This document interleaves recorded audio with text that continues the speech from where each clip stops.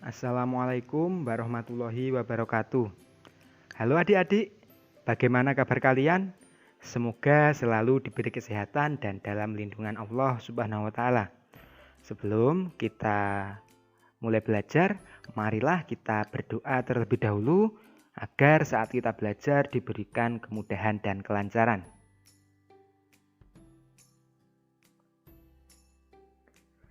Kali ini kita akan belajar tema 2, persatuan dalam perbedaan, subtema 2, bekerja sama mencapai tujuan pada pembelajaran 4. Tahukah kamu, para pahlawan juga bersatu dan bekerja sama melalui cara diplomasi dengan tujuan untuk mendapatkan pengakuan kedaulatan kemerdekaan bangsa kita.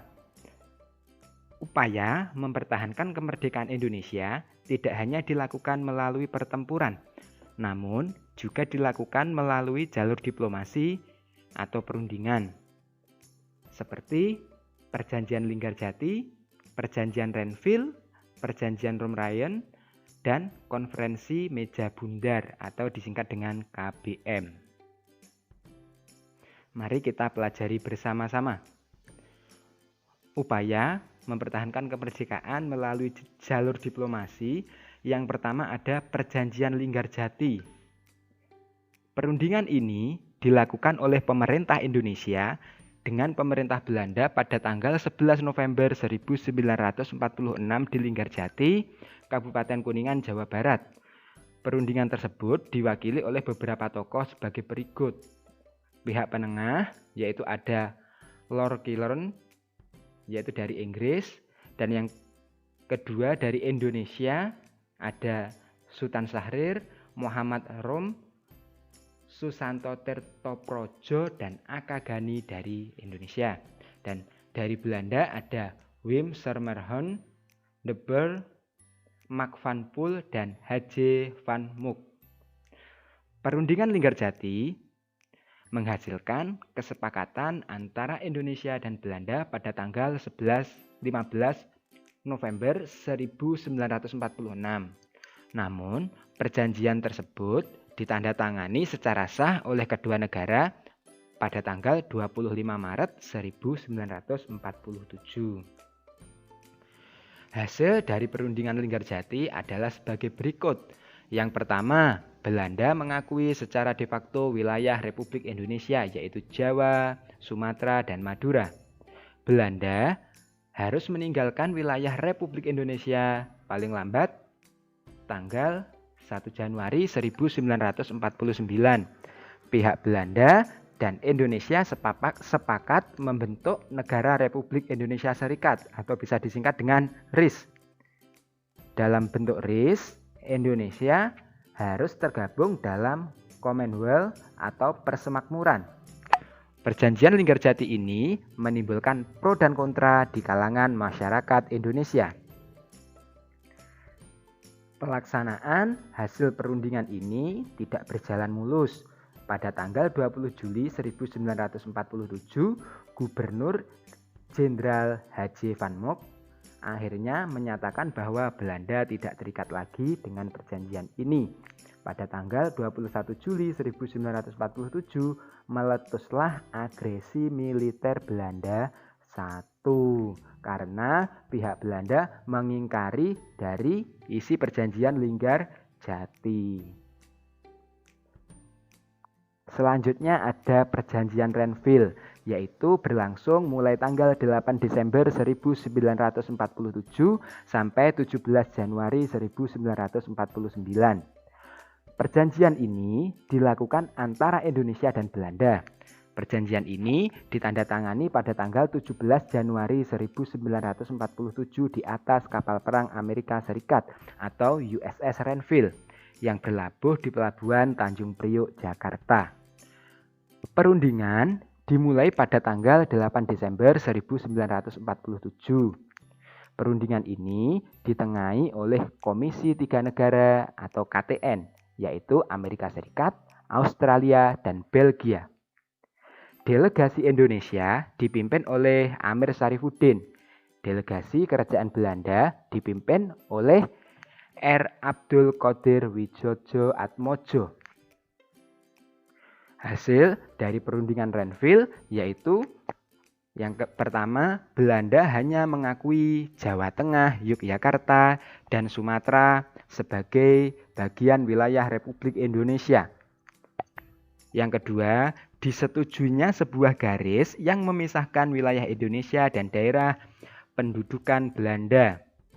TNI harus ditarik mundur dari daerah-daerah kantongannya di wilayah pendudukan di Jawa Barat dan Jawa Timur.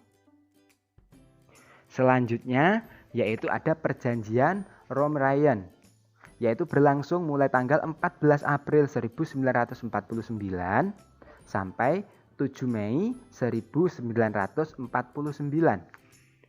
Perjanjian ini dimulai pada tanggal 14 April 1949 dan ditandatangani pada tanggal 7 Mei 1949 di Hotel Des Indes, Jakarta. Nama perjanjian ini diambil dari kedua pemimpin delegasi, Muhammad Rom dan Herman van Rijn. Tujuan perjanjian ini adalah untuk menyelesaikan beberapa masalah mengenai kemerdekaan Indonesia sebelum Konferensi Meja Bundar di Den Haag atau KBM.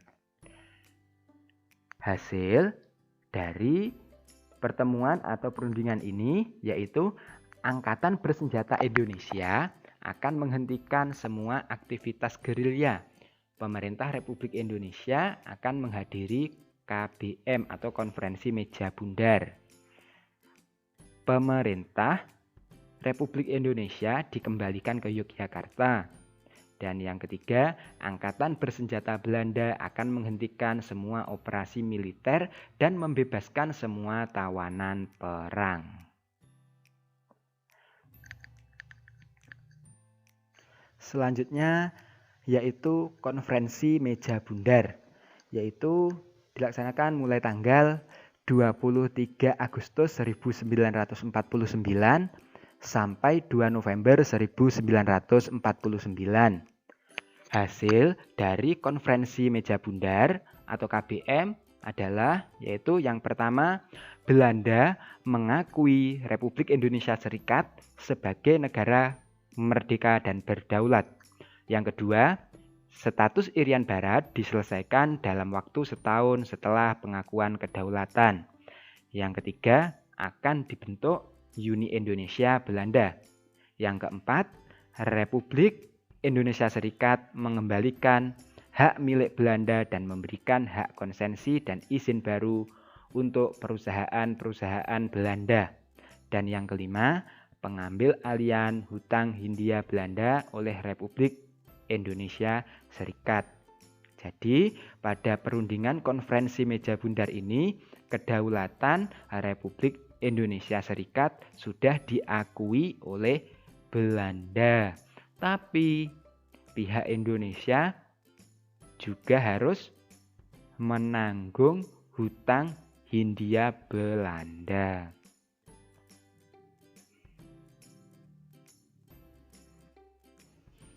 Setelah membaca teks di atas, lengkapi peta pikiran berikut dengan menggunakan kalimat efektif.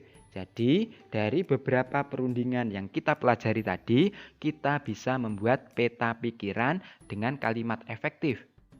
Kalian masih ingat dengan kalimat efektif? Iya, kalimat efektif adalah kalimat yang mudah dipahami oleh pembaca dan mengandung unsur SPOK, yaitu subjek, predikat, objek, dan keterangan. Dan minimal harus ada subjek dan predikat. Ayo kita coba bersama-sama untuk mengisi peta pikiran ini. Kita coba pada perundingan Linggarjati. Dari apa dulu? Contohnya, apa isi dari perundingan Linggarjati? Yang kedua, mengapa perjanjian Linggarjati dilaksanakan?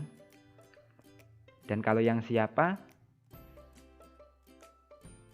siapa yang melaksanakan perjanjian Linggarjati. Dan yang keempat, bagaimana hasil dari perjanjian Linggarjati dan kapan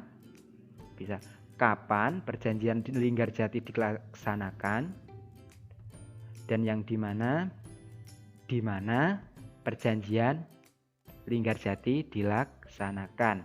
Nanti kalian bisa mengerjakan yang perjanjian Renville atau perjanjian Rongryan dan konferensi meja bundar. Kalian bisa memilih salah satu.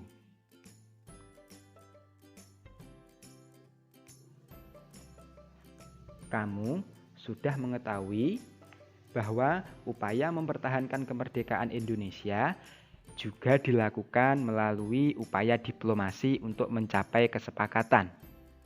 Agar tujuan diplomasi tercapai, maka diperlukan kerjasama dan persatuan dari semua pihak.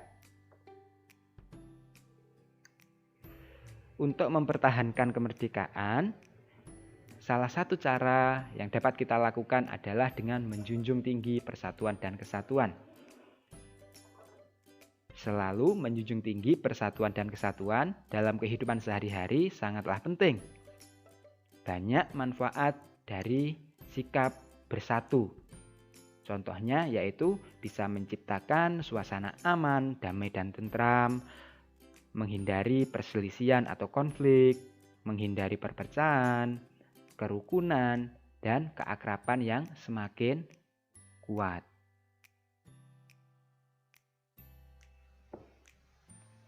Ya, sekian kita belajar hari ini. Saya mohon maaf bila dalam menjelaskan masih banyak kesalahan. Sampai ketemu pada pembelajaran berikutnya.